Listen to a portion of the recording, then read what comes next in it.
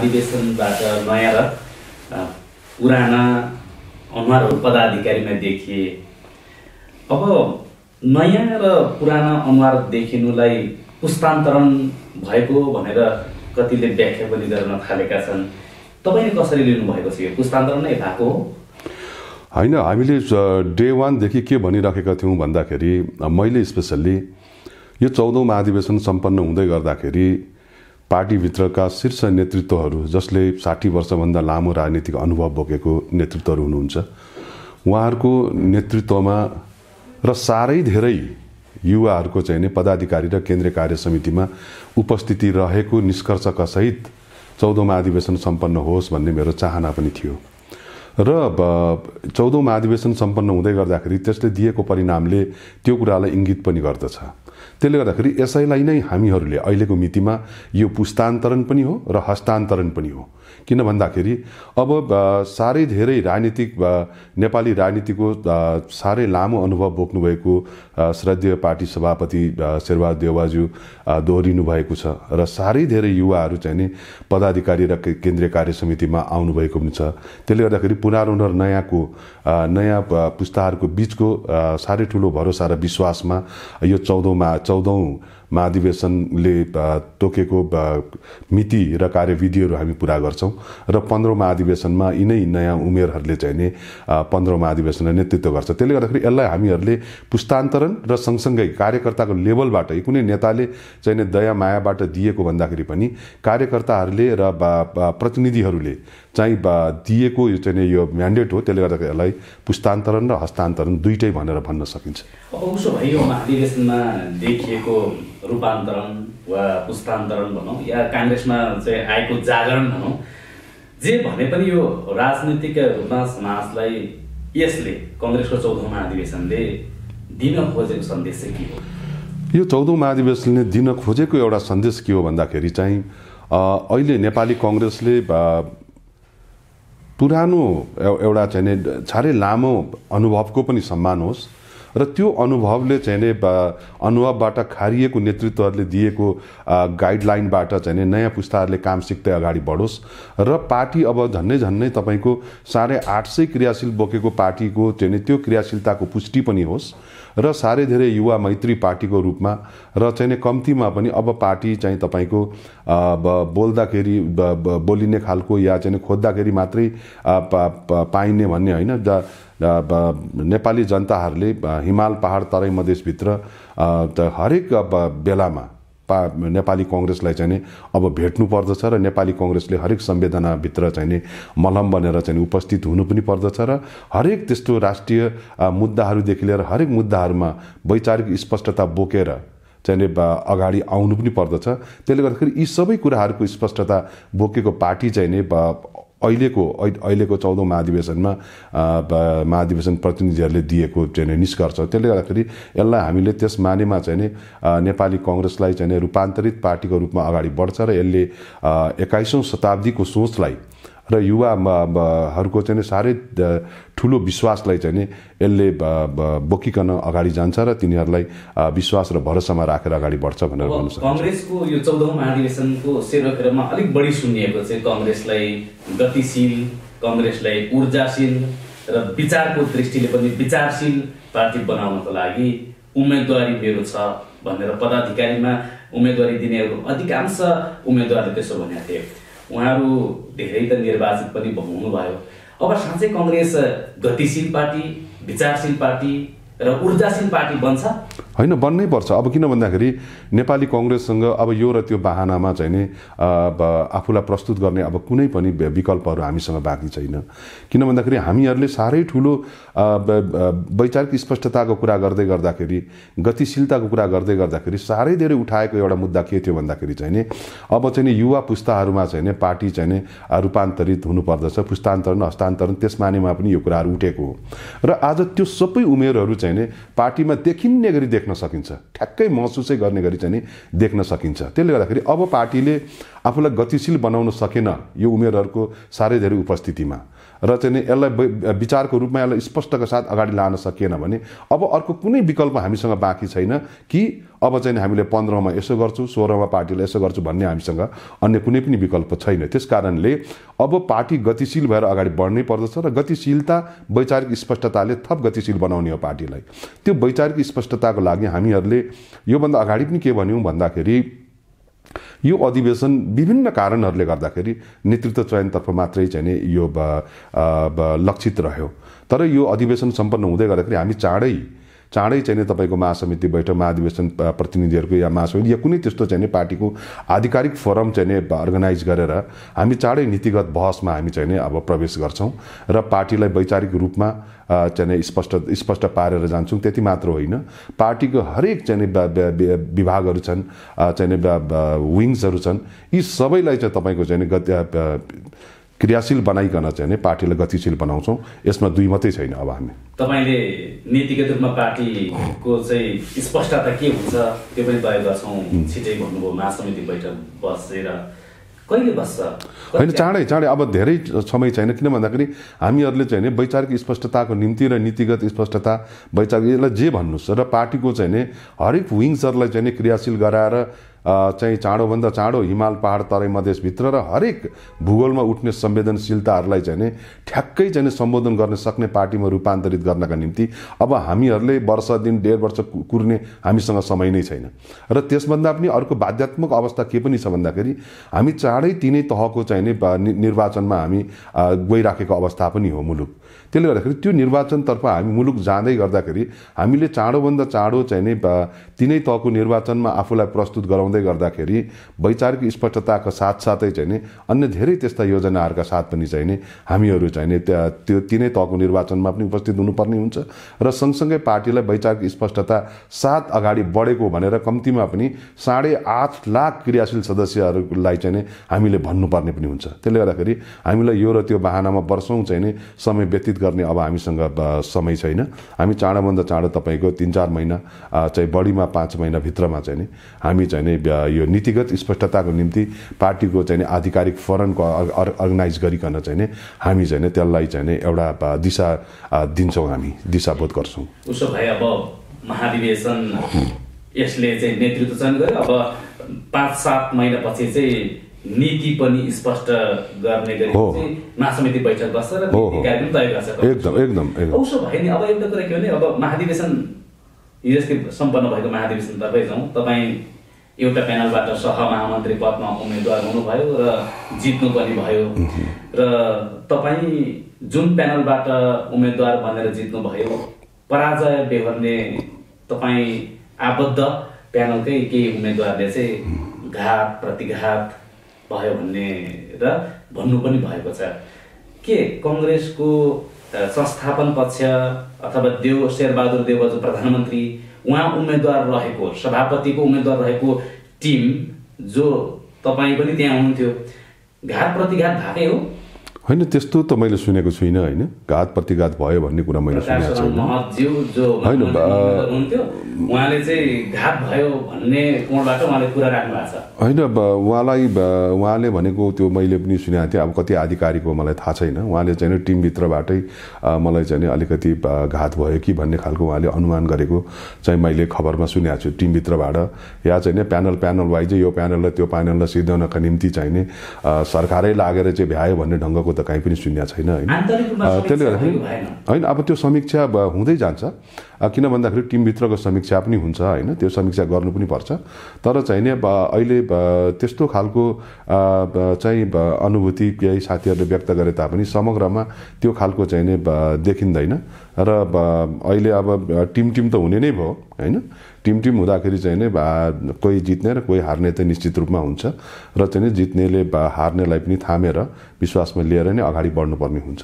त्यसले गर्दाखेरि अब सभापतिमा दोस्रो चरणको निर्वाचन हुँदा सभापति पदकै पहिलो चरणमा प्रतिस्पर्धी हुनुभएका सभापति पदका उम्मेदवार शेरबहादुर देउवाज्यूलाई र कल्याण कुमार गुरुङले पनि सहयोग गर्नुभयो। अब यस्तो अवस्थामा चाहिँ अब व्यवस्थापन गर्न अब सभापतिलाई अथवा तपाईँहरूलाई चुनौती त होला, कसरी व्यवस्थापन हुन्छ उहाँको? होइन, चुनौती छ। तर यसको बावजुद पनि व्यवस्थापन गर्नै पर्ने हुन्छ। किन भन्दाखेरि हामी सबैलाई के थाहा छ भन्दाखेरि पार्टीमा साह्रै थोरै त्यस्ता अवसरहरू छन्, ठाउँहरू छ, यो सबैलाई थाहा छ हैन। र हामी सबैलाई त्यो थाहा हुँदाहुँदै पनि व्यवस्थापन गर्नुपर्ने चुनौती पनि छ। किन भन्दाखेरि कसैले जित्दैमा र हार्दैमा, जस्तो उहाँहरूले हार्दैमा उहाँहरूको चाहिँ सम्पूर्ण चाहिँ अस्तित्व सकियो या चाहिँ उहाँहरूले हारेपछि अब विस्थापित हुनुभयो, यस्तो कुरा पटक्कै पनि होइन। किन भन्दाखेरि उहाँहरूको महत्त्व हिजो पनि थियो, आज पनि छ र भोलि पनि रहिरहनेछ। त्यसले गर्दाखेरि यहाँनिर अधिवेशनमा कोही तल भइयो, कोही माथि भइयो, त्यो आफ्नो ठाउँमा होला, तर उहाँहरू सबैको उपस्थिति कोही नेपाली कङ्ग्रेस एउटा सुन्दर नेपाली कङ्ग्रेस हो। त्यसले गर्दाखेरि उहाँहरू सबैलाई समेटिकन अगाडि बढ्नुपर्छ र मलाई लाग्छ त्यो कुरामा श्रद्धेय पार्टी सभापतिजी यो कुरामा गम्भीर हुनुहुन्छ र उहाँले यी सबै चाहिँ हाम्रा नेतृत्वहरू जो निर्वाचनमा चाहिँ पछाडि पर्नुभएको छ, छुट्नुभएको छ, उहाँहरू सबैलाई समेटिकन चाहिँ नि पार्टीलाई एउटा थप सुन्दर बनाएर लैजानुहुन्छ। किन भन्दाखेरि हामीसँग मनोनित गर्ने केही ठाउँहरू छ, त्यस अन्तर्गतै श्रद्धेय पार्टी सभापतिजीले सबै नेतृत्वहरूलाई चाहिँ नि समेटिकन एउटा केन्द्रीय कार्य समितिलाई पूर्णता दिनुहुनेछ। भनेपछि 33 जना मनोनित गर्नुपर्ने अवस्था छ, त्यसै भित्रमा उहाँहरू अट्नुहुन्छ? एकदम, किनभने अट्नु पनि पर्छ र अन्य कुनै ठाउँहरूमा, कुनै त्यस्ता अवसरहरूमा छ भने सबैलाई त्यसरी समेटेर जानुपर्छ। नेता सिटौला अनि वरिष्ठ नेता पहिलेका रामचन्द्र पौडेल अनि सिंह अनि चाहिँ निधि लगायतको वरियता क्रम चाहिँ कस्तो हुन सक्छ? होइन, अब म साह्रै धेरै अब यो वरियताको विषयमा पार्टीभित्र पार्टी सभापतिजी लगायत त्यहाँनिर केही साथीहरू उहाँ हुनुहुन्छ होला। किन भन्दाखेरि मलाई वरियता तय गर्नका निम्ति यही कमिटी भनेर तोकेको या गठन गरेको मलाई थाहा छैन। अब नेतृत्वहरूकन बसिकन चाहिँ नि उहाँहरूलाई कुन ढङ्गबाट लिएर जाने र उहाँहरूको वरियता के हुने भन्ने कुरामा एउटा मापदण्ड, एउटा 2-3वटा मापदण्डमा चाहिँ नि कुराकानी भएको भनेर कुराकानीहरू आइराखेको छ। त्यसै अन्तर्गत मापदण्ड मिलेर जान्छ, त्यसमा त्यत्रो ठुलो समस्या पर्ला जस्तो मलाई लाग्दैन। दोस्रो चरणसम्म सभापति पदका चाहिँ निकटतम प्रतिद्वन्दी अथवा प्रतिस्पर्धी डाक्टर शेखर कोइराला 20औं वरियतामा पर्नुभयो भन्ने सुनेपछि उहाँ चाहिँ केन्द्रीय समिति बैठक जो पहिलो पटक बसेको 14औं महाधिवेशनबाट निर्वाचित समितिको त्यहाँ आउनु भएन भन्ने कुरा पनि चर्चामा आयो। किन उहाँलाई 20औं वरियतामा पुर्याइयो? होइन, त्यो मैले अघि नै भने 2-3वटा मापदण्डमा छलफल भएको भन्ने मैले सुनेको छु होइन। त्यही छलफल अन्तर्गत चाहिँ पुरानो चाहिँ पदाधिकारीहरू जो हुनुहुन्थ्यो उहाँहरूलाई चाहिँ अगाडि राखिकन चाहिँ यो मापदण्ड मिलाएको भन्ने कुरा आएको छ, सायद त्यसै अन्तर्गत बनेको होला।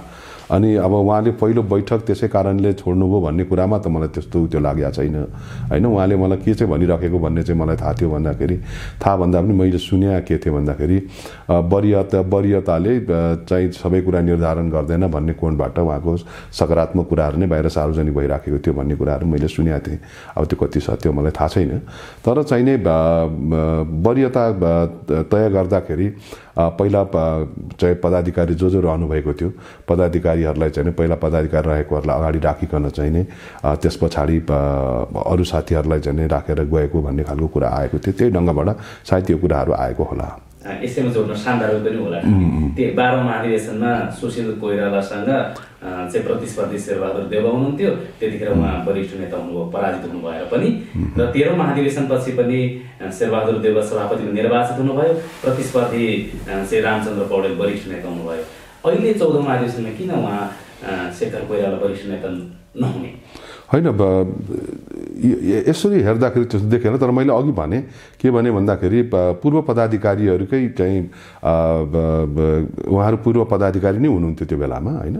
त्यस कारणले पूर्व पदाधिकारी भन्ने चाहिँ नि एउटा त्यो आधारलाई आधार मानिकन चाहिँ नि योचोटि वरियता चाहिँ नि त्यस अनुसार चाहिँ नि सार्वजनिक भएको भन्ने बाहिर आएको छ, सायद त्यही भएर होला। अब अर्को चाहिँ के भने वरिष्ठ नेता रामचन्द्र पौडेल महाधिवेशन प्रक्रियाबाट नै अलग हुनुभयो, संस्थापनेतर पक्षमा साझा उम्मेदवार तयार गर्न नसक्दा उहाँ विरक्तिनु भएको भन्ने आम बुझाइ पनि छ। उहाँले चाहिँ अब महाधिवेशन प्रक्रिया स्वस्थ ढङ्गबाट नगर्ने भएपछि म अलग भएँ भनेर प्रष्टोक्ति पनि दिइसक्नु भएको छ। अब आफ्नै पार्टीमा वर्षौं काम गरेका नेतामा यस्तो वैराग्यता आउँदा पार्टीले व्यवस्थापन कसरी गर्दा उहाँको पनि अवस्था कृष्णप्रसाद भट्टराई वा गणेशमान सिंहको जस्तो हुने होइन? होइन, उहाँले त्यो वैराग्यता व्यक्त कहाँ गर्नुभएको छ र? उहाँले त त्यो निराशा पनि व्यक्त गर्नुभएको छैन र चाहिँ राजनीतिबाट सन्यास लिएको कुरालाई त उहाँले त नकारिसक्नुभयो नि। उहाँले चाहिँ राजनीतिबाट उहाँले आफ्नो चाहिँ क्रियाशीलतालाई उहाँले चाहिँ राखिराख्नु भएको छ। उहाँले चाहिँ अल्प विराम मात्रै, किन भन्दाखेरि त्यो अधिवेशनको ताकासम्म आइपुग्दाखेरि उहाँहरूले टिमवर्क गर्दाखेरि गुटभित्रको चाहिँ पीडाबोध कहीँ न कहीँ चाहिँ छचल्किएको जस्तो होला त्यो, होइन? त्यो उहाँले जान्ने कुरो भयो जो कुरा बाहिर आयो। तर चाहिँ उहाँले यी सबै कुराहरू जो तपाईँले सोध्नुभएको प्रश्न जसरी सतहमा धेरै प्रश्नहरू उठे, ती प्रश्नहरूको एकै शब्दमा उहाँले के जवाब दिनुभयो भन्दाखेरि यो अल्प विराम हो, पूर्णकालीन होइन। म राजनीतिमा क्रियाशील छु र राजनीतिलाई थप शुद्धिकरण गर्ने अभियानमा म लागिराख्छु भन्नुभएको छ। र सँगसँगै त्यही अधिवेशनकै दौरानमा चाहिँ नि श्रद्धेय पार्टी सभापति जो उम्मेदवारको रूपमा प्रस्तुत भइराख्नु भएको थियो, उहाँले पनि उहाँको आवश्यकता राष्ट्रिय राजनीतिको धेरै उपल्लो भेगहरूमा, उपल्लो ठाउँहरूमा हुन सक्दछ भनेर पनि उहाँले एउटा सङ्केत गर्नुभएको छ। त्यसको सङ्केत समय सँगसँगै तुरुन्तै देखा पर्दै जाला। त्यसले गर्दाखेरि र अहिले उहाँहरू समकालीन राजनीतिमा नेताको बिचमा त्यति लामो चाहिँ नि असन्तुष्टिहरू, मनमुटावहरू थियो भन्ने जस्तो हामीले सतहमा देख्दै पनि जुन बेलामा उहाँलाई पीडाबोध भइराखेको थियो त्यो बेलामा समकालीन साथीको रूपमा स्वयं पार्टी सभापति नै चाहिँ शेरबहादुर देउवाज्यू नै उहाँको घरमा पुग्नु भएको थियो। उहाँको चाहिँ पीडामा उहाँले चाहिँ साथ दिनुभएको थियो भनेपछि कहीँ न कहीँ कङ्ग्रेसभित्र त्यो संवेदना अहिले पनि मरेको छैन। र त्यो संवेदनाभित्र उभिएर हेर्दाखेरि उहाँहरूको आवश्यकता त पार्टीभित्र सदैव छँदैछ। उहाँहरूलाई चाहिँ अहिले नै गणेशमानजी, किशुनजीको ठाउँमा राखेर हेर्नुपर्ने कुनै जरुरत छैन। किन भन्दाखेरि रामचन्द्र दाई हाम्रो नेता हुनुहुन्छ, उहाँले दिने मार्गनिर्देशन हाम्रो लागि अहिले पनि प्रेरणा हो, अहिले पनि हाम्रो बाटो हो। त्यसले गर्दाखेरि उहाँको क्रियाशीलता हामीलाई चाहिन्छ, यो पार्टीलाई चाहिन्छ। र त्यसको सबभन्दा बढी बोध र आवश्यकताको बोध स्वयं पार्टी सभापति शेरबहादुर देउवाज्यूले गर्नुभएको छ। तपाईँले यो 14औं महाधिवेशनको प्रक्रिया प्रारम्भ भइसकेपछि अब हामी फरकहरूलाई भन्नुभएको थियो कि रामचन्द्र पौडेल जो वरिष्ठ नेता, उहाँको व्यवस्थापन भोलि गएर राष्ट्रपतिको पदीय जिम्मेवारीमा रहेर पनि हुन सक्छ, त्यसको लागि राष्ट्रपतिको लागि अगाडि बढाउन पनि सकिन्छ भन्ने कोडबाट पनि कुरा गर्नुभएको थियो। अघि तपाईँले फेरि उपल्लो तहमा व्यवस्थापन भन्ने कुरा गर्नुभयो। त्यो भनेको राष्ट्रपति नै भोलि गएर कङ्ग्रेसले बहुमत सहित निर्वाचन जितेर आएको खण्डमा राष्ट्रपतिको उम्मेदवार कङ्ग्रेसबाट उहाँ हुने सम्भावना हो? होइन, यो त उहाँहरूको त हकै हो। किन भन्दाखेरि कम्तीमा मैले एकदम टु बी फ्रेङ्क मैले कुरा गर्दाखेरि हेर्नुहोस्, म कहिलेकाहीँ आफूलाई हेर्दाखेरि, आफूलाई प्रश्न सोद्धाखेरि म या सिंहदरबारमा या शीतल निवासमा म रामचन्द्र दाईलाई देख्न चाहन्छु। किन भन्दाखेरि उहाँहरूलाई देखेर हामीले राजनीति सिकेका हौँ र राजनीतिको यति लामो उतार चढावमा यति धेरै अप्ठ्याराहरू सामना गरेर हामीले नै त्यति अप्ठ्यारो सामना गरेका थियौँ भनेपछि उहाँहरूले त अझ कति धेरै सामना गर्नुभयो होला। उहाँहरूलाई देखेर सिकेर आएको हाम्रो राजनीति अहिले चाहिँ नि यो ठाउँहरूमा चाहिँ नि राजनीतिको साह्रै कलिला चाहिँ नि उमेरहरू शीतल निवास र चाहिँ सिंहदरबारको भित्तामा देखिने, अनि उहाँहरू जस्तो जसले जीवन दिनुभएको छ, लोकतन्त्र प्राप्ति र पुनर्प्राप्तिको लडाइँमा चाहिँ आफ्नो सम्पूर्ण गुमाउनु भएको छ, आफूलाई समग्रमा होम्नु भएको छ, उहाँहरूलाई यी ठाउँहरूमा नदेख्नु भनेको यो विडम्बना हो, नेपाली राजनीतिको विडम्बना हो। त्यसले गर्दाखेरि त्यो विडम्बनाबाट नेपाली राजनीतिलाई मुक्त गर्नका निम्ति पनि उहाँहरू जस्तो नेतृत्वहरू जसलाई हामी उदाहरणको रूपमा निरन्तर भन्न सक्छौँ र इतिहासले पनि सम्झिन्छ, उहाँहरूको आवश्यकता छ। त्यो शीतल निवासमा पनि हुनसक्छ, सिंहदरबारमा पनि हुनसक्छ। त्यसका लागि त अब निर्वाचनमा बहुमत जरुर छँदैछ। निर्वाचनमा जाँदा चाहिँ कङ्ग्रेस एक्लै जान्छ कि अहिलेको सत्तारूढ गठबन्धन सँगसँगै जान्छ? होइन, हामीले केही यात्रा तय गरेका छौँ। जस्तो राष्ट्रिय सभा हामी जान्छौँ, सँगै जान्छौँ र स्वयं पार्टी सभापतिजीले धेरै पार्टीको अधिवेशनहरूमा गठबन्धन सरकारको चाहिँ निरन्तरता पछिको लागि पनि हुनसक्छ भन्ने खालको सङ्केत पनि गर्नुभएको छ।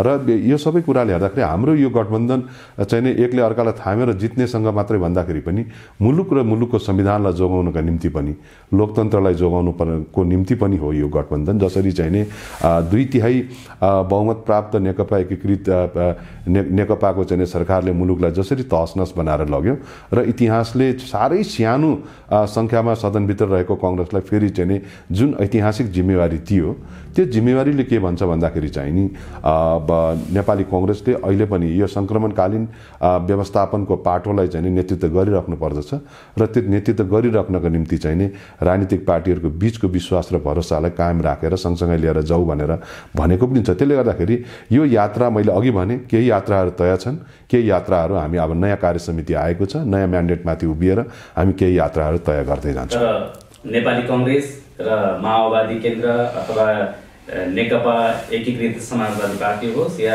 जसपा र चाहिँ राष्ट्रिय जनमोर्चा यी कम्युनिस्ट धारका शक्तिहरू भए, कङ्ग्रेस फाल्टो धारका शक्ति, यो विपरीत ध्रुवका शक्तिहरू बीच चुनावी गठबन्धन हुनु अथवा हुने वातावरण बनाउनु अथवा हुन्छ भनेर अगाडि बढ्नु अप्ठ्यारो लाग्दैन?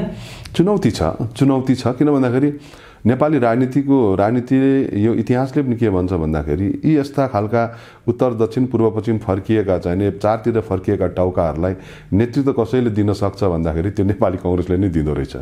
चाहे त्यो चाहिँ तपाईँको 46 सालको प्रजातन्त्र पुनर्स्थापना पुनर्प्राप्तिको लडाइँको नेतृत्व गर्दाखेरि किन नहोस्, या 62-63 सालको जनआन्दोलनलाई मूर्त रूप दिँदाखेरि नेतृत्व गर्दाखेरिको अवस्थामा किन नहोस्।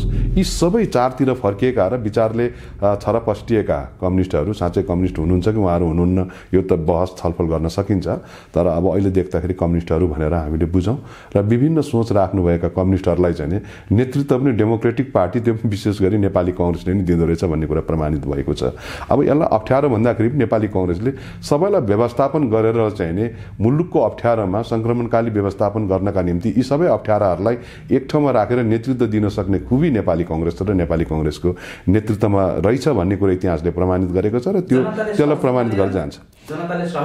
होइन, जनताले त तपाईँको अब यो कम्युनिस्टहरूलाई मैले यो कुन ढङ्गले भनौँ भन्दाखेरि जनताले त कम्युनिस्टहरूलाई कम्युनिस्ट हुन् या होइनन् अब यसलाई कुन मानेमा हेर्छन् त्यो त हामीले महसुस गर्न सक्छौँ। किन भन्दाखेरि जनता धेरैचोटि कम्युनिस्टका नाममा ठगिएका छन्। त्यो चाहे 46 सालको 48 सालको निर्वाचनमा पम्फा देवीको पैसादेखि लिएर 4 तोला सुन घडेरीदेखि सुरु भएको यी सबै गफाजीहरू आजको मितिसम्म आइपुग्दाखेरि चाहिँ धेरै त्यस्ता खालका पानी जहाज र ग्यासका पाइपलाइनका हरेक ठाउँमा चाहिँ स्खलित भइराखेको बेलामा अब जनतालाई पनि युज टु भइसक्यो। कम्युनिस्टको नाममा सबै सत्तामा पुग्नका निम्ति खेलिने एउटा खेलभित्रका पार्टीहरू छन् भन्ने बुझ्नु भएको छ र यी सबैहरूलाई चाहिँ व्यवस्थापन नेपाली कङ्ग्रेसले राम्रै गरी गर्छ भन्ने कुरा पनि उहाँहरूले बुझ्नु भएको छ। त्यसलाई व्यवस्थापन गर्ने पाटोमा जनताले पनि सहजता रूपमा लिनुपर्छ र लिन्छन् जस्तो लाग्छ मलाई। अनि नेपाली कङ्ग्रेसको सहमहामन्त्री भएपछि अहिले चर्चाको विषय अमेरिकी सहयोगका परियोजना MCC छ। MCC बारे तपाईँको धारणा के हो र पार्टीले चाहिँ कुन कोडबाट स्ट्यान्ड लियोस् भन्ने लाग्छ? होइन, हामी सबैको सहमतिबाट नै यो MCCलाई अहिले पारित गरेर जानुपर्दछ। किन भन्दाखेरि हामीले जस्तो अहिले जो सतहमा निस्केर MCCको बारेमा चाहिँ बुरुक उफ्रिराख्नु भएको छ उहाँहरूलाई पनि सदनभित्र MCCको विषयमा पढ्दै नपढिकन चाहिँ विरोध गर्नेहरू भनेर स्वयं केपी ओलीजीले भनेको हामीले सुनिरहेका छौँ। प्रचण्डजी MCCको विपक्षमा हिजो पनि हुनुहुन्न थियो, आजको मितिमा पनि छ जस्तो मलाई लागेको छैन। अन्य राजनीतिक पार्टीहरू पनि मैले त्यस्तो खासै देखेको छैन, अनुदानबाट लिने रकमहरू थियो होइन। यसका बावजुद पनि केही संशयहरू छन्, यसका बावजुद पनि चाहिँ त्यहाँभित्र चाहिँ केही कुराहरू उठेको छन् भन्दाखेरि ती कुराहरूलाई स्पष्ट पारेर सबैको सहमतिबाट चाहिँ यसलाई चाहिँ लिएर जानुपर्दछ भन्ने नै मलाई लाग्छ अहिलेको हकमा। भनेपछि यो विभिन्न तहको निर्वाचन हुनुभन्दा अगाडि नै केही प्रावधान संशोधन गरेर अगाडि लान सकिन्छ MCCलाई? होइन, त्यो सबैजना मिलिकन सबै राजनीतिक पार्टीहरू चाहिँ मिलिकन चाहिँ यसलाई यो ढङ्गबाट जाने भनेर निष्कर्ष निकाल्यो भने त्यसमा आपत्ति मान्नुपर्ने कुनै काम पनि छैन। या कुनै पनि चाहिँ राजनीतिक पार्टीले यसमा चाहिँ विमति जनाउँछ, विशेष गरी ठुला राजनीतिक पार्टीहरूले भने पछाडि त्यो विमतिलाई चाहिँ गर्दै गर्छ भनेर अगाडि हिँड्नुको औचित्य पनि छैन। सबैजना मिलिकन नै यसलाई चाहिँ सम्बोधन गरेर जानुपर्दछ। अब अन्तिममा गगन कुमार थापा जो महामन्त्री पदमा निर्वाचित हुनुभयो, विश्वप्रकाश शर्मा पनि महामन्त्री पदमा निर्वाचित हुनुभयो र सहमहामन्त्रीहरूमा पनि धेरै चाहिँ नयाँ अनुहारदेखि लिएर चाहिँ नयाँ अनुहार भनेको पदाधिकारीमा चाहिँ निर्वाचित हुनुभएको छ, युवा पुस्ताका नेताहरू आउनु भएको छ। अब यसले चाहिँ महत्त्वपूर्ण जिम्मेवारी युवा पुस्तामा गएको भन्ने अर्थमा लिन सकिन्छ यसलाई? हो, किन भन्दाखेरि हेर्नुहोस्, महामन्त्रीको पोस्ट भनेको कार्यकारी पोस्ट हो। त्यो साह्रै धेरै क्रियाशील हुनुपर्दछ र त्यसमा चाहिँ नि एउटा कुरा हेर्नुहोस् है, एउटा के छ भन्दाखेरि मैले अघि पनि यसलाई थोरै छुएँ। अहिले 60 वर्ष लामो राजनीतिक अनुभव बोक्नुभएको पार्टी सभापतिजीले दोस्रो इनिङमा उहाँ हुनुहुन्छ। र एउटा कुरा र अर्को युवाहरूमा हामी जस्तो युवाहरू जो चाहिँ तपाईँको पञ्चायती व्यवस्थामा जेल नेल कुटाइ पिटाइ खाएका चाहिँ पार्टीको दुःखमा सँगै उहाँहरूसँगै उमेरले तलमाथि भइया होला होइन, तर पञ्चायती कालमा सँगै जेल खाइया छ, कुटाइ पिटाइ खाइया छ, कुन बेला के हुन्छ थाहा छैन, त्यो बेलाको हाम्रो उमेरहरू पनि छ। र सँगसँगै साह्रै धेरै युवा उमेरहरूले रुचाएका चाहिँ साथीहरू पनि यहाँनिर समावेश हुनुभएको छ। त्यसले गर्दाखेरि यो सबै उमेरहरू जो छ, यो सबै उमेरहरूको सम्मिश्रणले चाहिँ पार्टीलाई चाहिँ एउटा अत्यन्तै अहिलेको यो पार्टीलाई तपाईँको अब हामीले एउटा चाहिँ तपाईँको अहिलेको उमेरहरूलाई सम्बोधन गर्न सक्ने पार्टीमा यो रूपान्तरित हुन्छ र चाहिँ अब यसलाई चाहिँ तपाईँको त्यो ढङ्गबाट चाहिँ 21औं शताब्दीको पार्टीमा रूपान्तरित गर्ने खालको चाहिँ हैसियत राख्छ भनेर अब हामी भन्न सक्छौँ। किन भन्दाखेरि अब त्यो खालको उमेरहरू पनि हामीसँग छ र चाहिँ र सँगसँगै चाहिँ पार्टी सभापतिजीको अनुभव र चाहिँ त्यो क्रियाशीलतामा उभिएर चाहिँ निरन्तर जनताहरूको माझमा पुग्ने एउटा सङ्कल्प व्यक्त गर्दै गरेका उमेरहरू, यी सबै उमेरहरूले मलाई लाग्छ कहीँ न कहीँ यो पार्टीलाई अब अत्यन्तै क्रियाशील, गतिशील र वैचारिक स्पष्टताका साथ चाहिँ अगाडि बढाउँछ भन्ने कुरामा म विश्वस्त छु। उसो भए आगामी निर्वाचनहरूबाट कङ्ग्रेसको स्थान कहाँ होला? होइन, हामी त हेर्नुहोस् यो तीनै तहको निर्वाचनमा नेपाली कङ्ग्रेस अव्वल पार्टीको रूपमा स्थापित हुन्छ। किन भन्दाखेरि अब नेपाली जनताहरूले सबै राजनीतिक पार्टीहरूलाई चाहिँ नि छामिसकेको अवस्था छ र नेपाली कङ्ग्रेसलाई साह्रै ठुलो सजाय दिएकै हो नि त 74 सालमा। हामीहरूले पनि 2/3 मेजोरिटीको निम्ति जनतालाई अपिल गरेकै हो, तर त्यसको बावजुद पनि चाहिँ नि कम्युनिस्टहरूलाई चाहिँ नि 2/3 बहुमत जनताले दिएको हो र त्यो 2/3 बहुमतमाथि उभिएर त्यो 3.5 वर्षलाई मात्रै कार्यकाल भनेर त्यसलाई विश्लेषण गर्न हुँदैन। हिजोको वर्षहरू र यो 3.5 वर्ष भनेको तात्विक भिन्नता छ। किन भन्दाखेरि यो 3.5 वर्ष भित्रको सरकार जो केपी ओलीजीले नेतृत्व गर्नुभएको थियो, त्यो सरकारमा 2/3 मेजोरिटीको चाहिँ जनताहरूको भरोसा र विश्वास छ। त्यो जनताहरूको भरोसा र विश्वासमाथि उभिएर त्यो 3.5 वर्षलाई 33.5 वर्षको चाहिँ एउटा एउटा विश्वास बोकेर चाहिँ एउटा तपाईँको चाहिँ सञ्चालन गर्नुपर्नेमा जुन ढङ्गबाट चाहिँ मुलुकलाई चाहिँ अस्तव्यस्त बनाइदियो।